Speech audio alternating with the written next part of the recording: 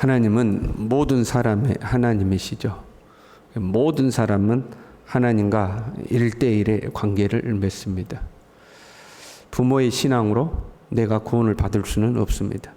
또는 나의 신앙으로 다른 사람이 구원을 받을 수는 없습니다.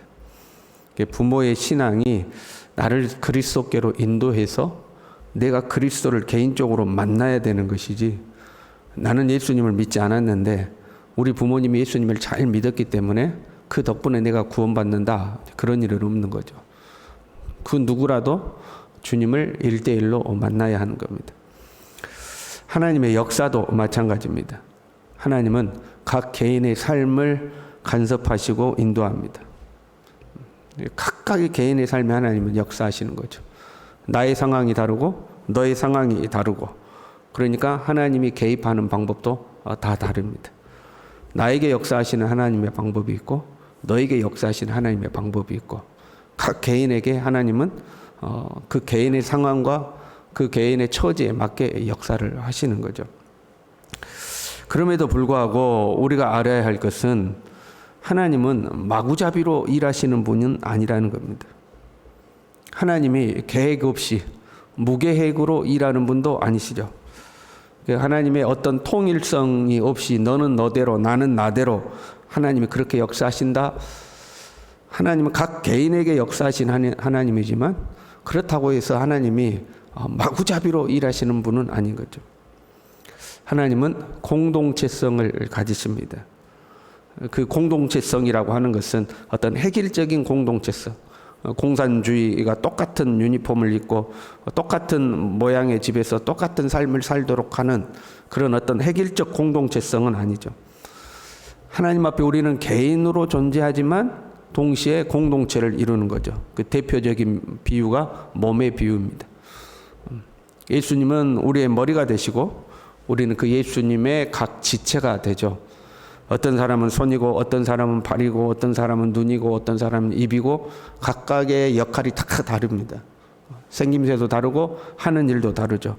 그러나 몸은 하나를 이루죠. 각각의 지체가 한 몸을 이루는 거예요. 각각으로 존재하지만 하나의 공동체를 이루는 거죠. 그러니까 하나님은 각 개인에게 역사하십니다. 각 개인에게 역사하시지만 동시에 합력하여 하나님의 뜻을 이루는 거죠. 우리가 볼 때는 그 개인의 일이고 하나님이 그 개인에게 역사하신 거지만 사실 하나님은 질서 있게 일하시는 하나님이십니다. 공동체를 이루시고 하나님의 뜻을 이루어 가시는 거죠. 그렇잖아요. 발은 발대로 움직이고 손은 손대로 움직이고 눈은 눈대로 코는 코대로 움직이지만 모든 것이 머리의 지시대로 온몸이 그 머리의 뜻을 이루어내는 거죠.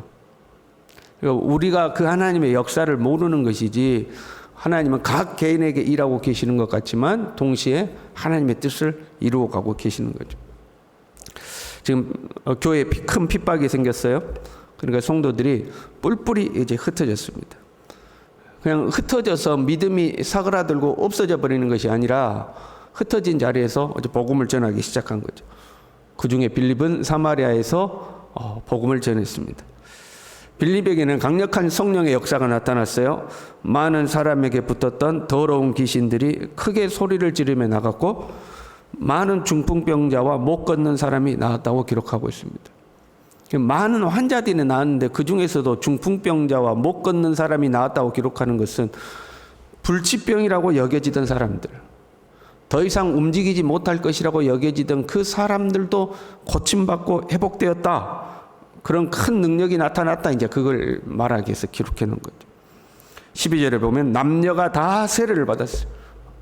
그리고 13절에는 나타나는 표적과 큰 능력을 보고 놀랐어요.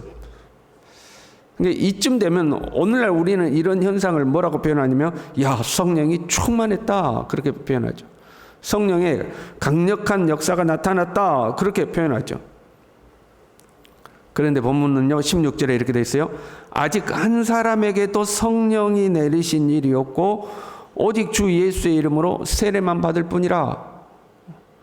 성령의 강력한 역사의 증거라고 할 수 있는 귀신이 쫓겨나고 병든 자가 고침받고 불치병 환자들이 일어서고 하는 그 기적 같은 일들이 나타났는데, 아직 한 사람에게도 성령이 내리신 일은 없다.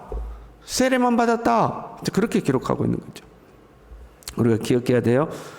병이 나았다고 해서, 귀신이 떠나갔다고 해서 성령을 받은 것은 아니다. 어떤 신비한 기적과 표적이 나타났다고 해서 성령을 받은 것은 아니다는 거예요. 지금 사마리아에 놀라운 역사들이 나타나고 있지만 그렇다고 성령을 받은 것은 아니다. 그렇게 기록하고 있는 거예요. 이후에 베드로와 요한이 예루살렘에서부터 내려왔습니다. 그 성령 받기를 기도하니 그때에 안수하여 기도할 때에 성령이 임했다 하고 기록하고 있는 거죠. 그럼 우리가 생각해 볼 필요가 있어요. 하나님은 왜 이렇게 일하시는가 하는 거죠. 빌림이 복음을 전할 때에 귀신이 떠나가고 병든 자가 고침받을 때에 그때 성령이 강력하게 임재할 수 있지 않겠어요? 아니면 세례를 받을 때에 그러한 현상을 보고 나도 예수님 믿겠다고 세례 받을 때 성령이 강력하게 임재할 수 있지 않겠어요? 그러면 더 드라마틱하지 않겠습니까? 세례 받을 때 성령이 충만하게 임재하고 역사하면 더 뭔가 있어 보이지 않겠어요? 굳이 사도들이 안수할 때 성령이 임할 필요가 있었을까 하는 거죠. 빌립에게는 능력이 없고 사도들에게는 능력이 있어서 빌립이 기도할 때는 성령이 임하지 않고 빌립도 기도하지 않았겠어요? 세례 줄 때 기도하지 않았겠어요? 빌립이 기도할 때는 성령이 임하지 않고 사도들이 기도할 때는 성령이 임하고 사도들이 빌립보다 능력이 더 좋아서 그런 것인가? 그런 건 결코 아니죠. 성령은 하나님이시죠. 하나님의 영이잖아요. 성령을 개인의 경건과 권능으로 좌지우지할 수 있다. 내가 성령을 줄 수도 있고 안 줄 수도 있다. 그건 절대 아닙니다. 성령은 하나님의 영이시기 때문에 주권적으로 역사하시죠. 성령이 역사하시고자 하실 때 역사하시는 거예요. 그러면 왜 하나님은 이렇게 일하셨을까 하는 거죠. 하나님은 지금 교회의 통일성과 질서를 세워나가고 계시는 겁니다. 박해를 통해서 성도들이 뿔뿔이 흩어졌지만 교회가 흩어졌거나 나뉘어진 것이 아님을 보여주고 있는 거예요. 겉으로 보기에는 교인들이 흩어진 거지만 하나님 보시기에는 교회가 확장되고 있는 겁니다. 하나님의 하나된 교회가 지금 확장되고 있는 거예요. 그 교회의 하나됨의 확장됨을 뭘로 보여주냐면 성령의 하나됨을 통해서 보여주고 있는 겁니다. 만약 각자에게 성령이 따로따로 임재하고 빌립은 빌립대로 뭐 다른 데 사역자가 역사하는 데는 그 사역자대로 막 성령이 각자가 막 역사가 나타나요. 그럼 여러분 어떻게 될 것 같아요? 각 분파들이 이제 생겨날 수가 있습니다. 교회의 통일성이 무너지는 거죠. 예수님께서 12사도를 세우시고 그 12사도를 통하여서 복음이 땅끝까지 증거되도록 하셨는데 12사도와 상관없이 사도의 가르침과 상관없이 이제 교회들이 따로따로 존재할 수 있게 되는 겁니다. 초대교회는 큰 혼란을 겪을 수도 있는 거죠. 사도들을 통하여 성령이 임재함으로 오순절 마가다락방에 임했던 성령께서 예루살렘과 온 유대와 사마리아 땅끝까지 동일하게 역사하고 계심을 지금 보여주고 있는 거죠. 마가다락방에 임재했던 성령께서 사마리아에도 역사하고 계시는 거죠. 그 교회의 하나됨, 교회의 통일성을 보여주고 있는 거죠.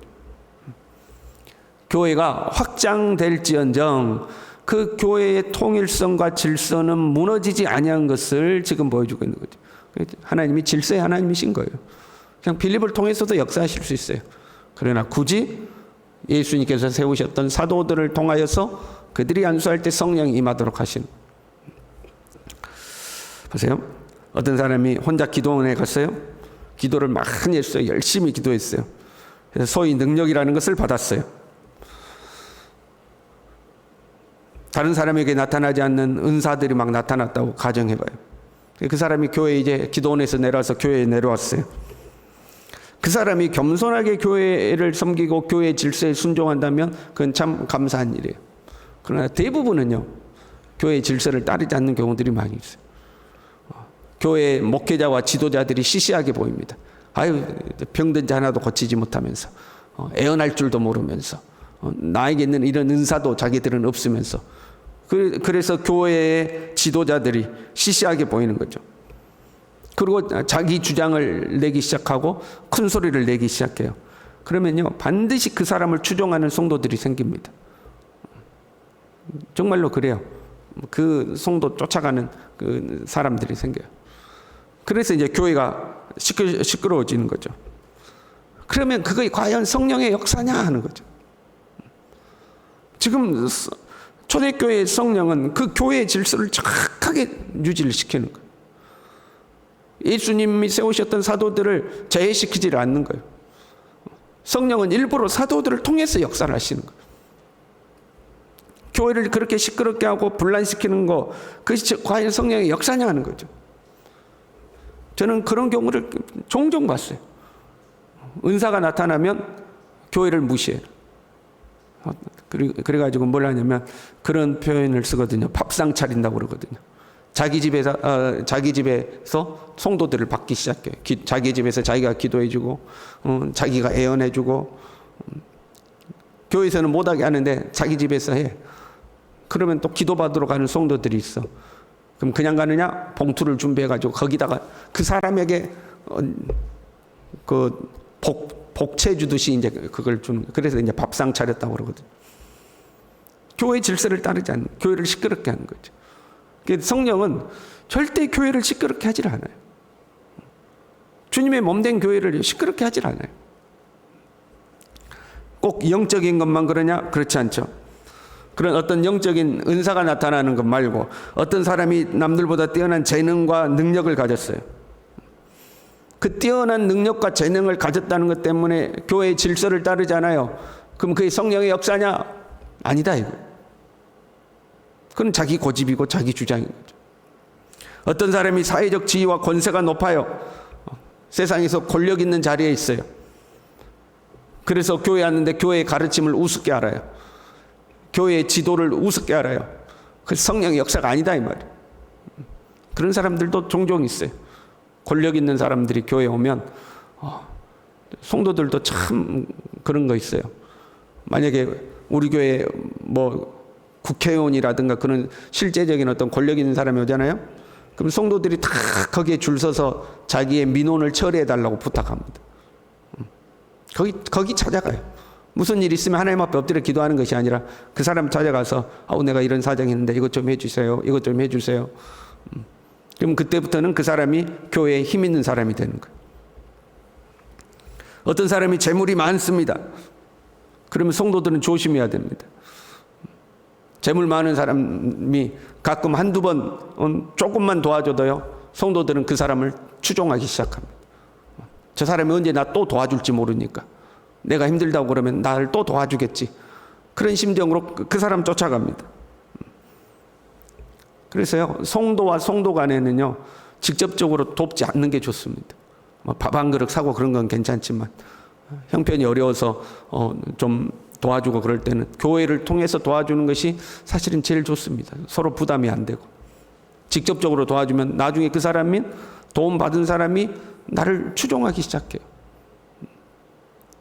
그래서 교회의 질서가 무너진다면 그건 성령의 역사라고 보기가 힘들다 이거죠. 그러니까 우리의 어떤 것이라도 교회의 통일성, 교회의 질서, 교회의 하나됨을 깨뜨려서는 안 되는 거예요. 왜? 하나님은 질서의 하나님이기 때문에 그렇습니다. 성령의 역사조차도 교회의 질서를 따라 이루어진다는 거죠. 신앙의 가장 기본이 되는 덕목을 꼽으라면 믿음이겠죠. 우리는 믿음으로 구원을 받고 믿음으로 하나님의 백성이 되고 믿음으로 성령이 임하고, 기본이 되는 덕목을 꼽으라면 믿음이죠. 그러나 가장 최고의 덕목을 꼽으라면 순종이라고 할 수가 있는 거죠. 하나님이 세우신 질서에 순종하는 것, 하나님의 말씀에 순종하는 것, 순종이 최고의 덕목이라고 할 수 있죠. 그래서 순종이 제사보다 낫다. 듣지 않는 것은 사신 우상에게 절하는 것과 같은 것이다. 순종이 최고의 덕목이죠. 하나님은 우리 각 개인에게 역사하셔요. 각 개인에게 역사하시지만 그 모든 것을 합력하여 선을 이루어 가신 하나님이시죠.